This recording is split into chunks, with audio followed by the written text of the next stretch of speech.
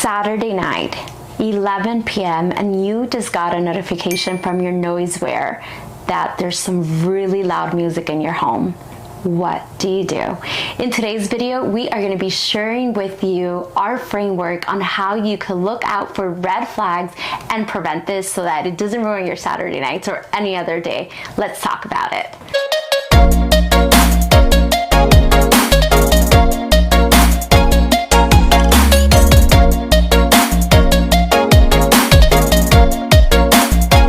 Hey guys, I am Zev Forrest. I am Melissa Forrest. We are short-term rental hosts. We have been in the business for 5 years. We are super hosts. We've hosted thousands of guests, and we love the business, and we want to share any and all insight that we can with you guys. Yes, so on today's video, we are going to be sharing with you guys a framework that we created in pretty much throughout our experience in the last 5 years with the many bad hosts that we hosted. The bad guests. The bad guests. Sorry, not the hosts. The bad guests that we hosted at the beginning. We've hosted some bad hosts too, actually. Actually, yes. So maybe I'm not taking that back. But we created this framework that was recently pretty much put out by Business Insider, where we shared this framework in detail. We're going to be sharing the link below if you want to read it. But we just thought we wanted to talk about it with you guys too and share this with you guys because, man, if you guys could just take these tips, you guys will be so ahead of the game and not having to deal with the headaches we dealt with and a lot of the hosts out there dealt with. And we have pretty much shared this framework with a lot of our past mentees and friends and colleagues that are in this business, and it has really proven to work. And to weed out some of those bad guys. At least 99.9% of all those bad guests that could give you any potential headaches. So over the past few years, and after hosting thousands of guests, we've noticed a lot of common denominators for the behavior of a bad guest when they inquire about a property. Now, these things that we figured out, these common denominators that we figured out, of course, they're not going to be applicable to every single time someone checks off one of these boxes as a red flag. Right. But it's a safe bet, and for the most part, that usually these red flags that we've seen, they end up being a bad guess. And there have been some times where there's exceptions to the rule, right? So there's been times where we've thought it was a red flag, but we've let it slide, and it happened to be a great guest. But again, for the most part, these are our red flags. So here's 6 red flags that we've come up with. Let me just add, we have dealt with parties, raves, and this was all pretty much in our first 1.5 to 2 years in business. Raves, parties, SWAT team. We've dealt with homeless drug dealers. We've dealt with homeless people living on the property. We've dealt with people that have warrants out for them, and people fraud using other people's Airbnb accounts as hacked and using our things. We've had people with domestic violence. We've had people with claimed where the SWAT team has called us and said this person has an AK-47. We've dealt with meth heads. We've dealt with teenage 50 people parties. We've dealt with a lot, and it's gone way down since we've built this structure and since we've had to implement this red flag. So, how are we still in this business after you're saying all that? So definitely pay attention, because these red flags should be able to help you in your business. Yes. So keep it alive, keep it afloat. Yeah. So take notes, because you are going to be getting golden nuggets. So here we are. Framework number 1. Yeah, so the first red flag you want to look for is that, at least on Airbnb specifically, the platform, is if the guest has their identity verified.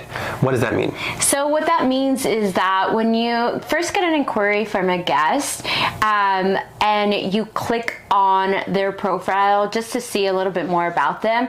Sometimes you'll just see email verified, their name, and then you'll see something that says identity verified. So according to Airbnb, what this means is that this guest uploaded their government ID and they were put through the process of what Airbnb calls their background check, and it was verified, everything came out clean, and pretty much they are who they say they are. They are who they say they are. So I have been really surprised to see a lot of times where we get an inquiry from a guest that has already reviews from other hosts, and when I click on their profile, their identity hasn't been verified. That's happened a lot. Yeah, it happens a lot. Yeah, and so what we do here is, we thank the guest for inquiring to stay with us, and we nicely ask them if they could please upload their government ID onto their Airbnb profile. Once we see that the identity was verified and everything was good, then we continue through the next steps of our framework. But that's pretty much key, because even if you go book a hotel, you need an ID. You need an ID to rent a car. You need an ID to rent your home. Why should this be any different? It doesn't make any sense to me that someone you would allow someone to book your home without. And we've had inquiries where we asked that, and then they went silent. They ghosted us. Yeah. So who knows? That could have been us saving ourselves from hosting someone that didn't really say who they were. It's such a simple thing to do, is upload your government ID, and any guest that doesn't have an issue with that, most guests shouldn't really have an issue with that are up to obey all the rules and follow all the rules. So, right. And if they do, red flag. Yeah. So that's an easy thing to overcome, and it's an easy thing to spot. Yeah. Right? Awesome. Red flag number 2 is if they live local to your property. Yeah. Again, there are exceptions to the rule. I love having staycations.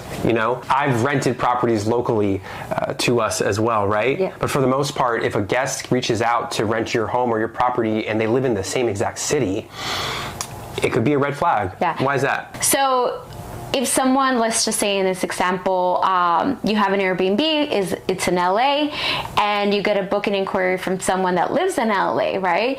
A lot of times this is a red flag for someone that's just looking to rent an Airbnb to throw a party or an event. So the way that we dig into this communication is that we actually tell the guest, number one, thank you for your interest in booking with us. We see that you live in LA. What brings you to stay with us? So that's a little addition that we do in part of our pre-screening. We're letting them know that we are looking at their profile, that we know they live in LA, and we're asking them now what brings them to stay with us. And then depending on their answer, we'll then decide if we believe it's a red flag or not. A lot of times we have had guests that then respond and say something like, oh, well, I am looking for a staycation with my wife or my kids, right? Then you'll proceed. But if they just say, oh, your property is beautiful and this, and I just want to stay in it, it's my birthday or something like that, then you could just pretty much use your instinct. But you definitely want to go deeper into why someone that's local to your Airbnb is staying in your Airbnb. Right. And the guests that we've had ask us to stay with us that do live local, they're not always going to be bad guests, right? Again, just take note of this. You want to make sure that you are aware that if they do live locally, it typically means that, again, they also could know people in the area. They're going to bring more guests. They're going to have more people. So it's more likely than none that if someone local requests your property, that they are up to something that maybe that is against your rules. Yeah, that's a good point, because also when they're local, they know people that are local. And we created this part of the framework too based on the experience, because we had many people that booked that were local to one of our Airbnbs. It did not end up good.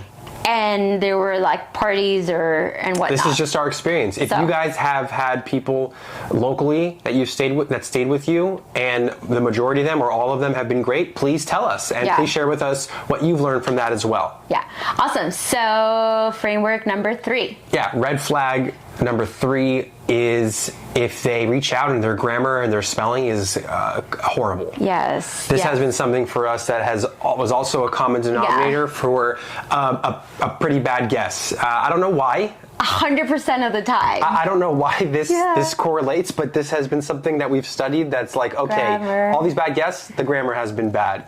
So, just keep an eye out for like, if it's like, if it looks like a teenager on, sending you like a text message, or I don't know, back in our day, an AIM, right? Yeah. So if it looks like they're just, misspelling everything and there's no grammar at all, and it's just one giant run-on sentence that goes on for a full paragraph, I would use caution, because, I don't know, but they just have been bad guests. Yeah, or now when they do like short initials for words, they don't even say like the full word. Yeah. Right? Abbreviations. So, abbreviations that are just don't make any sense. You definitely want to look into that. You definitely want to question that. I think it might come down to, because like, the older you get, the more mature you get, and the more, like, when you get a job and when you start sending emails and when you start dealing with people, that you've got to have good grammar. You got to have good spelling, right? It just becomes second nature to you. So typically, if they have bad spelling and bad grammar, typically they'd probably be a younger and immature person, right? I would assume so. And you don't want a young, immature person at your 2-bedroom or 1-bedroom or 3-bedroom Airbnb. That's what hotels are for. No offense. All right, so how do we deal with that? So a lot of times, I think for the requests that we've got for bad grammar, if it's a pre-approval, what I do is just send a special offer. I don't even really dig into it. We just don't. There's really no digging into someone with bad grammar. I guess I will still ask them like what brings them to stay with us, and if it's still going in that direction where the grammar is still really bad, we just say no. Within ourselves. We're not available. Yeah, we're just not available. Thank you for your interest. And we go with our gut, and also based on our experience, it's just for us is not worth it. And so we send them a special offer that's a lot higher, so they won't accept it. Or if it's accept or decline, we just ask them to please withdraw their inquiry. So that's pretty much, we don't even go so much into it. So that's framework number 3. Number 4. Red flag number 4. Yes. Or number 5, I forget, I'm losing count. But it's if you have a guest that tries to book, let's say, a 3-bedroom home for one person. Yeah. Or for 2 people. Yeah. This one is interesting because at least in a lot of... I'd say it's like 50-50. Yeah. Or 60-40% chance that this person's up to no good. Yeah. Or like not being 100% transparent with you. Yeah. So what you want to do in this case is, again, number 1, you thank them you always thank them for their inquiry, their interest in wanting to stay with you. Then you just confirm, you let them know, hi, by the way, I see that there's only one person in your reservation request. Is this correct? Is there anyone else joining you? If so, can you please upload it? And what we've seen a lot of times, which is another red flag within that red flag, is that say your max capacity is 6 people, then it goes from 1 to 6, which is your max. And then you're kind of like, so what you want to do there, which is what I do in that case, is I literally send them all my rules again, that we're no events, no parties. So I say, okay, thank you for updating that reservation. Please note, here are our house rules before we move forward, and make sure that you agree with them. Kind of scare them a little bit. Kind of scare them a little bit. We tell them that we're no tolerate party home, no noise, and blah, blah, blah. And then a lot of times you don't hear from them anymore. Once I sent the rules again, and which is good. So if they can't follow them, then that's fine. We don't want them with us. But you kind of want to trust your gut on this one. So if they reach out for a 3-bedroom, big 2,000 square foot home with one guest, and I mean everything else, they look great, and they're telling you why they're visiting, and then you ask them a few more questions like to confirm, is it this? And they say, oh no, it's actually going to be me, my wife, and my child. And then you say that's great. You kind of go with your gut, right? If you have someone else that says like, I'm sorry, it's actually going to be me and 2 other friends. Your home looks so beautiful, and we really love that bad area and so. I don't know. You want to kind of trust your gut on this one. And if your gut is leaning more towards, okay, this might be a bad situation, then go with what Melissa was saying and send them all the house rules and try to scare them. Yeah. Really, especially if it's around a holiday too, or like New Year's. Or weekends. Or Labor Day or July 4th. Yeah. Scare them. Because if they really don't intend to do anything that's against your house rules, they won't care about all these rules that you're setting them because they're gonna follow them anyways, right? Yeah. Shout out to all the people who think we are uptight and too strict. We love you. Shout out to those folks. And we really don't care what you think. Yeah. Anyways, so but a lot of times too, we have hosted guests that do rent a 3-bedroom luxe home just for themselves, and those are usually guests that are here for business. So they say, "Hey, we just had someone check into our 3-bedroom home, our luxe property, like over $1,000 a night for 2 people." I'm thinking, hey, why don't you just go rent a 1-bedroom? And that's just what they like. They want a big home and they can afford it. Yeah. So it can work out too. Use your gut. Yeah. Just dig into it. Red flag number 5 is if they ask for discounts. Yeah. So, let me just say, I do believe, if you don't ask, the answer is always no. Yeah. So, hey, hats off and props to all the people, go-getters that are trying to get discounts and trying to hustle and trying to get sales done and all that good stuff. Yes. I am a fan of you and I'm not a fan of you at the same time, but hey. And again, this is based on what we have experienced in the type of guest avatar that has been an avatar based on a person that's always asked for a discount. So it's one thing to ask for a discount on like an item, a product that you're buying, right? Like, trying to negotiate and trying to get a discount and try to work on a deal for a certain product, right? It's another thing to ask for a discount in this business because even if you do ask for the discount, you're still in relationship with that person throughout their stay. Yeah. You know what I mean? If I sell something to you, you want a discount on it, and we go back and forth on it, and then I'm like, okay, and I give it to you at a discount. For the most part, our relationship ends there. We never talk to each other again, whatever. So we both go our own ways. Yes. But usually when we've accepted people that have asked for discounts, they come into our property and they usually fall in the bucket of the person that's never happy with the property or what's going on. Even though it has fantastic reviews, these people typically, for the most part, it's never good enough, they never appreciate anything. What is this? Where's the saying where like they ask for a little, or like you give them a little and they ask for a lot more? Yeah. That's how it is with them. So so we've allowed people, we've given people discounts. They come into our property, then they say, there's not enough towels, or you didn't give us the code, or maybe there's some misunderstandings, whatever it may be. It just never worked out well. Or you don't have silk pillowcases. Yeah, or I don't know. Or like, they expect things to be a lot better even though we've given them a huge discount. Yeah. So do what you will with people that ask for discounts. In our opinion, be very cautious. Yeah. And don't always just be quick to give someone a discount, even if your property isn't booked for the next few days. Ask them, try to feel them out. Always try to feel them out. Yeah. Yeah, great. I think that's it for those points. And then red flag number 6. 6 is if they have a low rating, obviously. This is, I hope, a very obvious one. And so there is a rating system with Airbnb. We have it listed in our listings in writing in the section under other things to note that if you have a rating under 5 stars, we have the right to decline your request.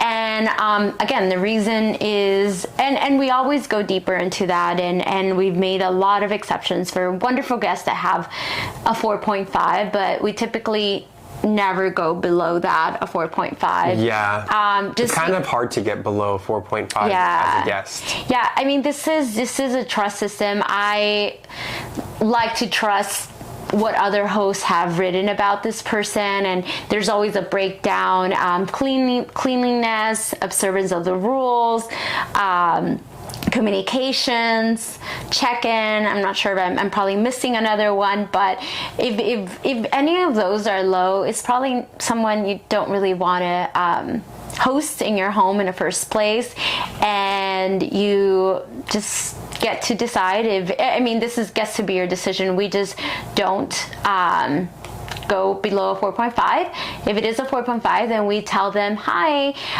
please note that as stated in our listing, we don't typically host guests with a rating of a 5 and under.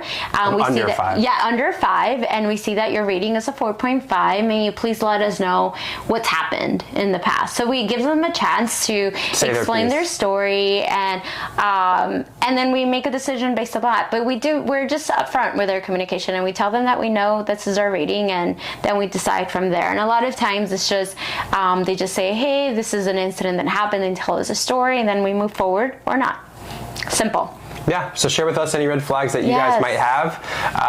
Write these down, take them into account. Maybe there's a guest that checked off all of them, maybe there's a guest that checked off one of them, whatever it may be. These are a lot of the things that we use to screen out potential bad actors, as we call them, and it's helped our business thrive and stay a super host. So you tell us what you think. Yeah, so I hope that helps, and we will be linking that link to that Business Insider article so that you could have it printed out and use this framework. That way you prevent a lot of headaches in this business. Thank you so much for joining us today. Make sure to subscribe to our channel, share with your friends if you found this to be very helpful. Leave a comment below if you have any additional red flags that you look for as a host that could help other people in this community. We're here to help each other.